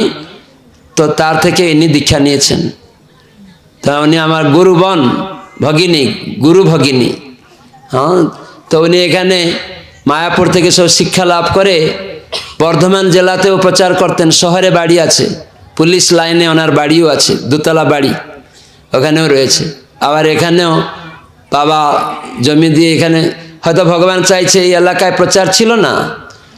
অনেক আগে মাতাজি আমাকে বলতো যে মহারাজ আমার বাপের এলাকায় একবার আপনাকে আসতে হবে।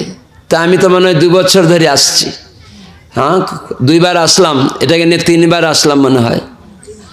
তো ওনার শুদ্ধতা আছে। ওনার স্বামী ডিআইবি পুলিশ অফিসার ছিল। তো ওনাকে দেখলে কি মনে হয় ওটা বড় পুলিশ অফিসার ছিল। ভক্তি করে, কত নম্র, মাটির মানুষ হয়ে গেছে, একদম নরম, কিছু যেন জানে না। ভক্তিতে এরকমই হিংস্র মনোভাব থেকে তাকে নিচে নিয়ে যাবে। জগাই মাধায় কত খারাপ কাজ করছিল, পরের মহিলাদেরকে টেনে টেনে অবৈধ ক্রীড়া রাস্তাঘাটে করছিল, অন্যকে খুন করছিল, মদ মাংস খাচ্ছিল, চুরি ডাকাতি করছিল। কিন্তু নিতাই কৃপায়, হরিদাস ঠাকুরের কৃপা, মহাপ্রভুর নির্দেশ যখন পালন করল হরিনাম, আর তখন এই জগাই মাধাই তারা সব পাপ থেকে মুক্ত হয়ে প্রেম পেয়ে গেল। মহাপ্রভু তাদের প্রেম দিলেন। তবু এই জগাই মাধাই নিতাইয়ের মাথা ফাটিয়ে দিয়েছিল, তাকে হরে কৃষ্ণ বলাইছিলেন বলে। হ্যাঁ, মদ বিক্ষোভে মানুষ কি করে জানে না। আজকাল আমাদের ছেলেমেয়েরা মদ মাংস খাচ্ছে, নানা রোগ হচ্ছে। মদের বিক্ষোভে বাবার সামনে কি কথা বলছে, বাবা নিজে লজ্জিত হয়ে যায়, মা নিজে লজ্জিত হয়ে যায়। আমরা তো অনেক জায়গায় ঘুরি দেখি, ছেলে মদ খেয়ে এসে বাবাকে অশ্লীল ভাষাতে গালি দিচ্ছে আর লাঠি নিয়ে পিটাচ্ছে, মাকে পিটাচ্ছে। একটা ব্রাহ্মণ পরিবার, আমি গিয়েছিলাম নৈহাটি 24 পরগনায়। সে নাকি গভর্নমেন্টের একটা অফিসার, ব্রাহ্মণ ছেলে। তাদের পাশে কাকুর বাড়িতে আমাদের দীক্ষা হয়েছে, ওর একটা বোন আর কাকি। ওই বাড়িতে আমি ছিলাম। রাত 12টার সময়, গরমকাল, জানলা খোলা ছিল, হঠাৎ করে চেঁচামেচি হচ্ছে, এলো থাপড়ে পিটাচ্ছে এসে। বাবা শুয়ে আছে, মা শুয়ে আছে, স্ত্রী পুত্র কন্যা সবাইকে মারছে এসে। কি অবাক সবাই, তখন উঠে গেছে, লাইট জ্বালিয়েছে সবাই, তখন দৌড়াচ্ছে ওরা, আর মদের বিক্ষোভে করছে। আমি যখন জিজ্ঞাসা করলাম কি চোর ডাকাত ঢুকে গেছে নাকি, বলছে না না, আমাদের একটা ছেলে এরকম করে, মদ খেয়ে এসে। ওটা পশ্চিমবঙ্গ সরকার অফিসার একজন, তারা নিন্দনীয় ব্যাপার। সরকারও এরকম লোকদের অনুমোদনও করে দেয়, মদ খাওয়া লোক সব। তো কী করবে ছেলে মেয়েদের, সে কী করে লোককে শিক্ষা দিবে? তার নিজের ছেলে মেয়েকে এইভাবে অশ্লীল ভাষায় গালি আর মারছে। তো এটা কি ভদ্র সমাজ হচ্ছে? আমাদের স্কুল শিক্ষা কি ভালো হচ্ছে, না গাধাতে পরিণত হচ্ছে মানুষ? তো সেটাই বুদ্ধিমান সত্যিকারের যে ভদ্র ব্যক্তি হবে, মাথায় কিছু ঘিলু আছে, তারা বিচার করা দরকার। তো এই বিচারটা হবে সাধুসঙ্গ করলে। ভগবত গীতা, শাস্ত্র, এগুলি নিরাট সত্য কথা আছে, বিজ্ঞান, এখানে কোনো গুঞ্জামিল নেই, সব প্র্যাকটিক্যাল বাস্তব জিনিস। যেটা আমরা শুনছিলাম যে এই দেহ আমরা নই, গীতায় কৃষ্ণ বলেছেন আমরা এই দেহ নই। যেমন আমরা বলছি এটা আমার বাবা, যখন বাবা দেহত্যাগ হয়ে গেল তখন বলছি বাবা চলে গেলেন, কিন্তু বাবা শুয়ে আছে। তাহলে গীতা এই প্র্যাকটিক্যাল কথাগুলি ধরিয়ে দিচ্ছে। আমরা মায়া, মায়া মানে যা নয় সেটাকে আমরা ভাবছি মরীচিকার মতো। রাস্তায় যখন গাড়িতে যাবেন দেখবেন জল সামনে মনে হচ্ছে, এই জল, এই আস্তে চালাও, কিন্তু ওটা মরীচিকা, জল নয়। এভাবে আমাদেরকে এই জড়জগতে মরীচিকার মতো আমরা পিছনে দৌড়াচ্ছি, মনে করছি ওই আজকে এই সুন্দরী স্ত্রী মনোরম হচ্ছে না, আরেকটা স্ত্রী, এই টাকা 1 লক্ষ টাকা ভালো লাগছে না, আরো 1 লক্ষ টাকা কি করে হবে। এই মরীচিকার পিছনে দৌড়াচ্ছি, এই 2তলা বাড়ি না 10তলা বাড়ি করব। এইরকম করতে করতে তখন কি হচ্ছে, লোভ বাড়ছে। কত মন্ত্রীরা জেলে পড়ে আছে, তার কতটুকু টাকা দরকার, অন্যের টাকা চুরি করে জেলে পড়ে আছে। তো এইরকম ভগবানের সম্পত্তি লক্ষ্মী, সেটি ভগবানের সেবায় লাগান। সেই শিক্ষা শিল প্রভুপাদ সারা বিশ্বের লোককে দিয়েছেন। তো আপনারা অধিবাসী, গ্রামবাসী, সরল মানুষ এই ভুল করবেন না। পুত্র উৎপন্ন গর্ভ থেকে শিখান ভগবত ভক্তি। মা, ছেলে, মেয়েরা তারা যেন অশ্লীল কোনো কিছু না দেখে, না খায়, না বলে। দেখবেন সেখানে আপনার গর্ভে সন্তান ওই খারাপ হয়ে যাবে। এই বর্ধমান, এটা বর্ধমান না বাঁকুড়া, বর্ধমান জেলায় একটা বাড়িতে আমরা ঢুকছি, কয়েকটা মেয়ে বাচ্চা, 4 বছরের মেয়ে সব খেলা করছে। আমাদের একটা ভক্ত গিয়ে বলছে হরে কৃষ্ণ বল, বলছে তোর পেটে লাত মেরে দিব একদম। 4 বছরের মেয়ে এই ভাষা, তাহলে কোথায় শিক্ষা, বাবা মা থেকে কি শিখছে? 4 বছরের মেয়ে বলছে তোকে লাথি মেরে দিব পেটে। তখন ওই বাড়ির মেয়েটা দৌড়ে এসছে, বলছে মহারাজ আমার মেয়ে যখন যে বলল এটা ওর দোষ নেই, আমি এখন ইস্কনে দীক্ষা নিয়েছি, এই মেয়ে আমার আগে সন্তান হয়েছিল, দীক্ষা নেওয়ার আগে, ভক্ত হওয়ার আগে, তখন আমার ভাষাগুলি এরকমই ছিল, এটা ওর দোষ নেই, আমার পূর্বের কর্ম অনুসারে খারাপ চিন্তাধারা আমার ছিল, আজ আমি ইস্কনে দীক্ষা নিয়ে এটি আমি পাল্টিয়ে ফেলেছি। আমার মেয়েকে অনেক শিখাচ্ছি, কিন্তু এই যে গর্ভতে আমি এরকম বলতাম, গর্ভ অবস্থায় ছেলে মানে মা যা দেখবে, যা খাবে, যা বলবে, ওই বাচ্চা গর্ভ থেকে শিখে যাবে। আজকাল দেখবেন স্কুলে যাচ্ছে, কয়েকদিন পরেই ওই যে মা টিভিতে দেখছিল ছেলে মেয়ে হাত ধরাধরি, টানাটানি, মদ খাওয়া, মারামারি, খুন করি, এখন স্কুল কলেজে গিয়ে ওইটা অটোমেটিক প্রকাশিত হচ্ছে। তখন বাবা মা হা হুতাশ করছে, দায়ী আপনি। তো এইগুলি গীতা ভাগবত শাস্ত্রে এই জন্য গর্ভধান সংস্কার, পবিত্র সংস্কার মানে পবিত্র হওয়া। সেজন্য মা বাবা যদি ভক্ত না হয়, প্রসাদ, তাদের খাওয়া দাওয়া, তাদের কথাবার্তা যদি পবিত্র না হয়, তাহলে সন্তান কি শিখবে? তো একটা বিদেশে একটা চ্যানেলে এরকম দেখানো হয়েছে কিভাবে একটা মাতাজি একটা বাচ্চা প্রসব করেছে, কিন্তু সেই বাচ্চাটা ক্রন্দন করে। বিদেশের সিস্টেম হচ্ছে কেন কি রোগ হলে সঙ্গে সঙ্গে তাকে পাঠিয়ে দেয় ডাক্তার চেক করতে। তো ওখানে ডাক্তার চেক করে দেখছে কোনো রোগ নেই, কিন্তু বাচ্চাটা কেন কান্না করে, কেবল ঘুমিয়ে গেলে তখন কান্না বন্ধ হয়, তারা দেখছে, কিন্তু আরও সবসময় কান্না করছে। তখন মায়ের কাছে ফিরে নিয়ে এসছে, বলছে আপনার ছেলে কোনো রোগ নেই, কিন্তু কেন কান্না করে আমরা জানি না, আপনি বলুন আপনার কাছে কিছুদিন ছিল ও কখন কখন কান্না বন্ধ হতো? বলে যখন ঘুমিয়ে যায়, যখন খাওয়া দাওয়া করে, আর যখন টিভি দেখে তখন কান্না বন্ধ হয়ে যায়। তখন সঙ্গে সঙ্গে তারা বলল আপনি টিভি খুলুন, এখন কান্না করছে বাচ্চাটা জুড়ে, বন্ধ হচ্ছে না, টিভিটা খুলুন। যেই টিভি খুলেছে কান্না বন্ধ হচ্ছে না, তাহলে আপনি মিথ্যা কথা বললেন। বলে না না, একটা চ্যানেল আছে ওইটা খুললে বন্ধ হয়ে যাবে, ওটা ছিল নোংরা জিনিস, জঘন্য খারাপ ছবি। তখন বলল না, এটা খুলতে হবে, আমরা তো অনুসন্ধান করছি কি জন্য হচ্ছে। তখন সঙ্গে সঙ্গে ওই খারাপ ছবিটা যেই খুলেছে ওই বাচ্চা, ও কি বুঝে ওই সমস্ত ছেলেমেয়েরা কি করছে না করছে ওইসব দেখছে, আর তখন কান্না বন্ধ হয়ে গেল। তার মানে শিশু গর্ভ থেকে শিখে, ভাগবতে বলা হয়েছে। তার মানে ভাগবতের প্রত্যেকটা কথা বিজ্ঞান, প্র্যাকটিক্যাল, বাস্তব, কোনো গুঞ্জামিল নয়। আমরা যেহেতু গুঞ্জামিল শিক্ষা শিখছি স্কুল কলেজ থেকে, প্রকৃত বিদ্যা নয়, অবিদ্যা শিখছি, অজ্ঞানতায় চলছি। সিগারেট লেখা আছে স্মোকিং ইঞ্জুরিয়াস টু হেলথ, ধূমপান স্বাস্থ্যপক্ষে ক্ষতিকর। বড় বড় শিক্ষিত লোক, ডক্টর, বৈজ্ঞানিক, নেতারা সিগারেট খাচ্ছে, নিজের শরীরকে ক্ষতি করছে, ছেলে মেয়েদের কাছে ধোঁয়া যাচ্ছে, স্ত্রীর মুখে যাচ্ছে ধোঁয়া, আর সেও নানা রোগে কষ্ট পাচ্ছে। তাহলে এটা কি জ্ঞানী? বিচার করার শক্তি আছে? পশুর মতো জীবনযাপন, বিচার করার ক্ষমতা আজ মানুষ হারিয়ে ফেলেছে।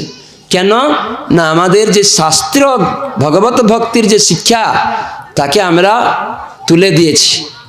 তো সেজন্য সুধীবৃন্দ ফিরে আসুন সেই বৈদিক শিক্ষাকে গ্রহণ করতে। এই জন্য চৈতন্য মহাপ্রভু এসেছিলেন, এই জন্য ইস্কন প্রতিষ্ঠা হয়েছে সারা বিশ্বে মানুষকে শিখানোর জন্য।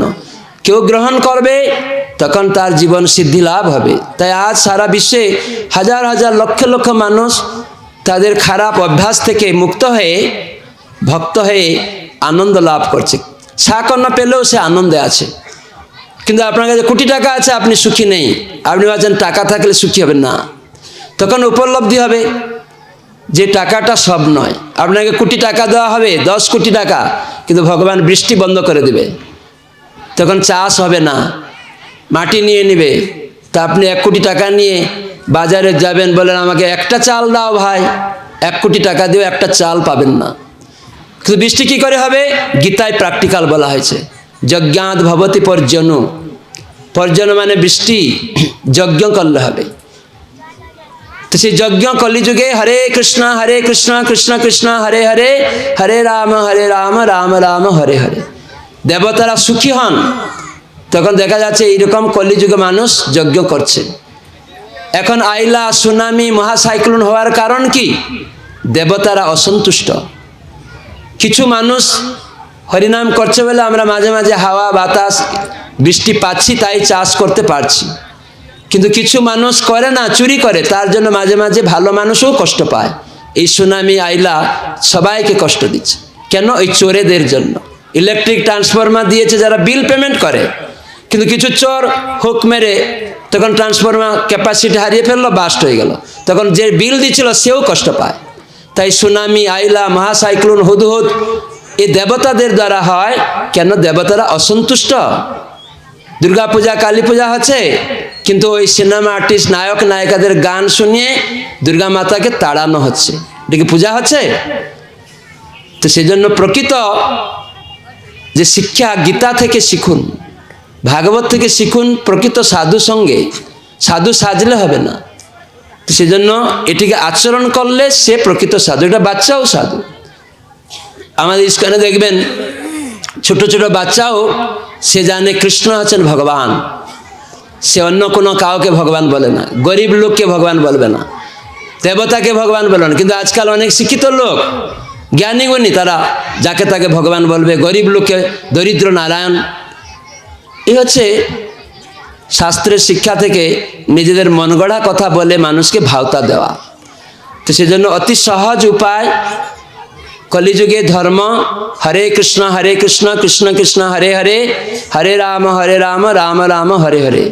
এই জন্য এই শিক্ষা সারা বিশ্বের লোক এখন করছে, গীতা ভাগবত পড়ছে। তাই প্রভুপাদ বললেন প্রতিদিন ছেলে মেয়েকে নিয়ে একটু তুলসী সামনে বসে ভোরবেলা উঠুন, সূর্য উদয়ের আগে। অ্যান্টিবায়োটিক তৈরি হবে যদি ভোরে স্নান করবেন সূর্য উদয়ের আগে। টাকা দিয়ে কিনে অ্যান্টিবায়োটিক খেতে হবে না। আর ওই অ্যান্টিবায়োটিক আপনার নতুন রোগের সৃষ্টি করছে। ঔষধ তো নতুন নতুন রোগ সৃষ্টি করছে। কিন্তু প্র্যাকটিক্যালি ভোরে উঠে যদি স্নান করবেন সূর্য উদয়ের আগে, নর্মাল জলে, একদম জাড় শীতে হয়তো হাতটা কুলো মেরে নিয়ে আছেন না,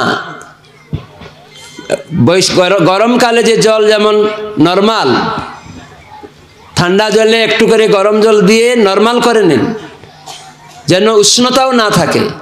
ওতে স্নান করুন, আপনার শরীরে কতটা মানে ফ্রেশ লাগবে এবং আনন্দ লাগবে। এটা ব্রহ্ম মুহূর্তে স্নান, দেব স্নান হয়। পরে মানুষ স্নান করবে আসুরিক স্নান। তো সেজন্য ভোরে ওঠা, অনেক 10টা 11টার মধ্যে শুয়ে যাওয়া, সারা রাত্রি জাগা, মানে এই জড়জগতে যে প্রকৃতির গুণ ভিন্ন ভিন্ন সময় কাজ করবে আর আমাদেরকে খারাপ দিকে নিয়ে যাবে, মানসিকতাকে চঞ্চল করে দেবে। মানুষ ভোরে উঠে যদি করে সব কিছু, আরামে তার কাজ সমাপ্ত হয়ে যাবে। কিন্তু রাত 12টা 1টা 2টা পর্যন্ত থাকবে, উঠবে 10টার পরে, তার কাজ তো আগাবে না। তখন তো সে হতাশা, উৎকণ্ঠা, উদ্বেগে থাকবে, চঞ্চল থাকবে, সবসময় রাগারাগি করবে, আর চা মদ খেয়ে ভুলে থাকার চেষ্টা করবে। তো সেজন্য ভগবত ভক্তি সব ইন্দ্রিয় দিয়ে শুরু হয়। প্রথম জিহ্বা, হরিনাম আর প্রসাদ। তাই এখানে হরে কৃষ্ণ উৎসব, ভাগবত অনুষ্ঠান। ভাগবত মানে ভগবান, ধর্ম মানে আইন। সেটা দেবতাদের আইন নয়, মনুষ্য আইন নয়, কোনো রাজনৈতিক আইন নয়। যারা অনেক মূর্খ রাজনৈতিক নেতারা ভাবে যে এটা ধর্ম করছে, এরা বাধা দেয়। আমাদের জয়পুরে মন্দির করা হবে, এক রাজনৈতিক দল বলছে এত মন্দির আছে, ইস্কন আবার মন্দির করবে কেন? তো পারমিশন দিচ্ছে না। তো প্রভুপাদকেও এরকম বলেছিল অনেক লোক। একটা লোক তার স্ত্রীকে নিয়ে এসেছে, বলছে স্বামীজি আপনি এইসব কি করছেন? আরে অনেক মন্দির আছে, আপনি আবার এরকম লক্ষ লক্ষ কোটি কোটি টাকা খরচ করে মন্দির বানাচ্ছেন কেন? প্রভুপাদ সঙ্গে সঙ্গে জিজ্ঞাসা করলেন, আপনার পাশে এই মহিলাটা কে? তখন বলছে এই মহিলাটা আমার পত্নী, স্ত্রী। বলে অনেকের স্ত্রী আছে, আপনি আবার স্ত্রীটা নিলেন কেন? তখন চুপ হয়ে গেছে, ঘাবড়ে গেছে। প্রভুপাদ এরকম উত্তর দিলেন, অনেক মন্দির থাকতে পারে, তাহলে অনেক স্ত্রী আছে, তাহলে আপনি বিবাহ করছেন কেন? আপনি আনন্দের জন্য। তাই মন্দিরও, মন্দির মানে মনকে ধীর করা। টেম্পল, TEMPLE, ট্রাঙ্কুইলিটি, প্রশান্তি আসবে কি করে না? এই মন্দিরের উদ্দেশ্য প্রভুপাদ বলেন গীতা ভাগবতের শিক্ষা জগতে দেওয়ার জন্য। এডুকেশন, TE, এডুকেশন, পারমার্থিক শিক্ষা। স্কুল কলেজ শিক্ষা পাচ্ছে, সেখানে কোনো ডিপার্টমেন্ট নেই। কেন আমরা হতাশা, উৎকণ্ঠা, উদ্বেগ থেকে কি করে মুক্ত হব, সেই জ্ঞান দেওয়ার কোনো আত্মতত্ত্ব শিক্ষার, দেহের সম্বন্ধে শিখাচ্ছে, কিন্তু দেহের ঊর্ধ্বে যে আত্মা, এই দেহকে ধারণ করে রেখেছে কে, সেই শিক্ষা কিছু নেই। সেই জন্য দেহ আত্মার মধ্যে পার্থক্য নির্ণয় যিনি করতে পারেন তিনি প্রকৃত জ্ঞানী, নাহলে হতাশা উৎকণ্ঠায় ভুগছে। তো সেজন্য আমাদের আন্তর্জাতিক কৃষ্ণ ভাবনামৃত সংঘ এই মন্দির করছে সারা বিশ্বে, এবং শিখাচ্ছে প্রতিটা বাড়িতে মন্দির করতে। আপনার একটা ছোট্ট ঘর, ওই ছোট ঘরেও এইভাবে ঠাকুর সাজিয়ে রাখুন। এখানে আমরা সাজিয়ে রেখেছি, ভগবান বিগ্রহ রূপে তিনি প্রকটিত আছেন। সেখানে আপনি সেবা করুন, ভোগ নিবেদন করে খান, আপনি দেখবেন হৃদয়ের আয়নাকে পরিষ্কার করতে পারবেন। ক্রমে ক্রমে, হঠাৎ করে হয় না, ধীরে ধীরে হয়ে যাবে, যেটা সারা বিশ্বের লোক পাচ্ছে। এই জন্য এডুকেশন, শিক্ষা থাকলে তো আপনি প্রশান্ত হবেন, কিন্তু এখন যেহেতু শিক্ষা নেই প্রকৃত, তো সেই প্রকৃত শিক্ষা গীতা ভাগবতে আছে, বাস্তব শিক্ষা। TEM, M হচ্ছে মেডিকেশন। তার মানে যদি আমরা শাস্ত্রের শিক্ষা অনুসারে জীবনযাপন করো, যেমন আমি বললাম ভোরে উঠুন, শাস্ত্র বলছে কি খাবেন, শাকসবজি খান, নিবেদন করে প্রসাদ, দেখবেন আপনি অনেক রোগ মুক্ত হবেন। রোগ থাকবে, কিন্তু অনেক রোগ থেকে আপনি রেহাই পাবেন। এই জন্য মেডিকেশন, TMP, পিউরিফিকেশন, পবিত্রীকরণ আপনার হৃদয় হবে, তার মানে আত্মজ্ঞান লাভ হবে। L, লভ, তখন এই যে হিন্দু মুসলিম দাঙ্গা লাগছে আরও লাগবে না, ভারতে পাকিস্তান দাঙ্গা লাগবে না। কেন না? সকল জীব সেই গড আল্লাহ ভগবানের অংশ, আমরা তার সেবক। সেজন্য লভ, এ হচ্ছে মন্দির শব্দের অর্থ প্রভুপাদ বললেন। আর এনগেজমেন্ট, সাধু হয়ে গেলে অলস না, 24 ঘন্টা সে কর্ম করে ভগবানের সেবা, তার ঘুমানোটাও কৃষ্ণ সেবার জন্য। সেই জন্য গীতায় কৃষ্ণ বলে সব কর্ম আমাকে আশ্রয় করে সম্পাদন করো। তুমি যে খাচ্ছ সেটা আমাকে নিবেদন করে খাও, সেটা আমার আশ্রয় হলো। তুমি যা দেখছো আজে বাজে নেকের ছবি, খারাপ ছবি দেখে নিজেকে নষ্ট করো না, তো খারাপ দেখো না, ধাম দর্শন করো, ভক্ত দেখো, গীতা ভাগবত দেখো এবং বিগ্রহ দর্শন করো। সিনেমা আর্টিস্টদের খারাপ জিনিস দেখো না, রাজনৈতিক নেতাদের কচকচানি শুনে নিজেকে ধ্বংস করতে যেও না। তুই যেন গীতা ভাগবত শুনুন কানটা দিয়ে, আজে বাজে কথা না শুনে, তাহলে ইন্দ্রিয়গুলি পবিত্র হবে। এই জন্য মন্দির প্রয়োজন। তেন নিজের বাড়িতেও মন্দির থাকবে আর অনেক লোককে নিয়ে যাতে সেখানে প্রত্যেকে পরিবার বন্ধুত্ব ভাব আসে। একটা পরিবারে একটা মন্দিরে ছেলে মেয়ে নাতিপুতি যেমন ঐক্যতা আসবে, এখন তো নেই। স্ত্রীর সঙ্গে ছেলের সাথে পড়ে না, তো পড়বে আস্তে আস্তে যদি সবাই পালন করে। এই জন্য বাবা মার কর্তব্য। সেই জন্য আমার অনুরোধ, আপনারা সাধুসঙ্গ করুন, প্রসাদ খান, অভ্যাস করুন। এই মঙ্গলময়ী মাতাজি শিখাচ্ছে, যদি গ্রহণ করবেন সিদ্ধি লাভ হবে। আমার ছেলে মেয়ে যদি গ্রহণ না করেও সে ভক্ত হবে না, সেও আসুরিক। গ্রহণ করতে হবে জীবনে। তো সেজন্য গ্রহণ করলে আপনার জীবনে সাকসেস হবেন, আনন্দময় জীবন হবে, এই জীবনে ভগবত ধামে যাবেন। সেজন্য এই মাসে আমাদের গীতা বিতরণ করা হয়, ছাপানোর জন্য একটা দাম নেওয়া হয়। 270 টাকার গীতা 250 টাকায় পাওয়া যায়। আর একটা 2026 সালের ক্যালেন্ডার ফ্রি দেওয়া হয়, গিফট। তো আপনাদের যাদের গীতা নেই সংগ্রহ করবেন, এটা কোনো ব্যবসা নয়। কেন এই বইটা নিয়ে আপনি আপনার স্কুলের বইয়ের সাথে দেখুন, স্কুলের বইটা ওই কাগজ ওই বাইন্ডিং অনুসারে 700-800 টাকা দাম আপনি ক্রয় করেছেন। কিন্তু যদি ইসকন ব্যবসা করতো তাহলে এই বইটা মাত্র 250 টাকা পাওয়া যাচ্ছে। আবার সঙ্গে একটা গিফট 20 টাকার ক্যালেন্ডার।